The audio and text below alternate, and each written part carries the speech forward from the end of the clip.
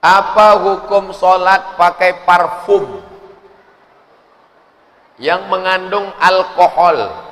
Alkohol itu adalah cairan anggur.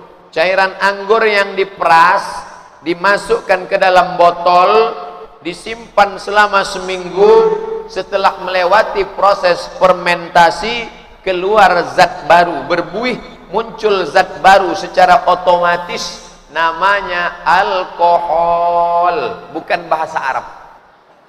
Alkohol, almari, alpokat, bukan bahasa Arab. Apakah alkohol itu najis?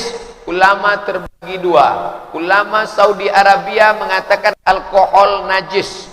Maka kalau disemprotkan ke baju, baju itu tidak bisa dibawa sholat. Karena dalam Quran dikatakan innamal khamru wal maisiru wal ansabu wal azlamu rijsun. Khamar itu najis. Ini pendapat pertama. Kalau ada ustadz yang pakai parfum beralkohol, dia pakai pendapat kedua. Makna najis di situ bukan najis aini, bukan najis bendanya, tapi najis maknawi. Makanya zaman Nabi dulu ketika turun ayat tentang haram khamar, ditumpahkan khamar di jalan-jalan. Nabi tidak melarang, padahal sebagian sahabat menginjak khamar itu dan masuk ke masjid, karena waktu itu masjid mereka belum disemen dan banyak yang tidak pakai sandal. Ini kelompok kedua mengatakan alkohol tidak najis. Yang pertama mengatakan najis. Saya condong kepada yang mengatakan alkohol tidak najis. Maka kalau berpendapat alkohol tidak najis, maka boleh dipakai. Tapi saya sendiri memakai minyak wangi yang tidak alkohol.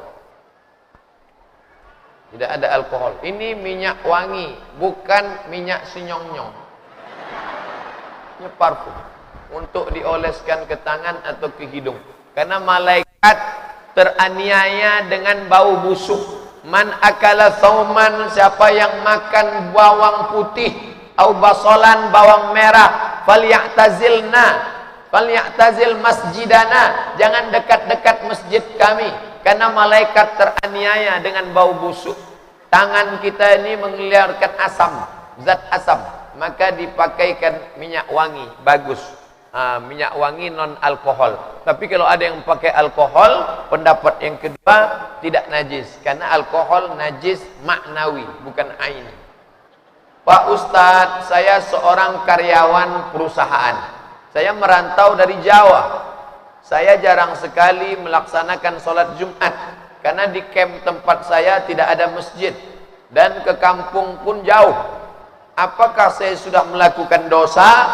Man taraka sholatal jumu'ah, man tarakal jumu'ata salasa marratin, siapa yang meninggalkan sholat Jumat 3 kali berturut-turut tahawunan, tanpa ada alasan, taba'allahu ala qalbi, Allah mengunci hatinya. Tapi bapak-bapak yang bertugas, karyawan-karyawan yang sip-sipan, maka ganti-gantian, sip ini Jumat, sip depan jaga.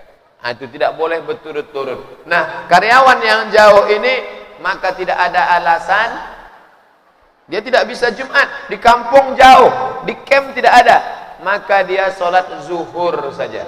Tapi kalau bisa jangan berturut-turut, ada selang-selingnya. Tapi kalau tidak bisa sama sekali, maka engkau sholat zuhur saja, pengganti dari sholat Jumat. Jamalul wujudi bi dzikril ilah wa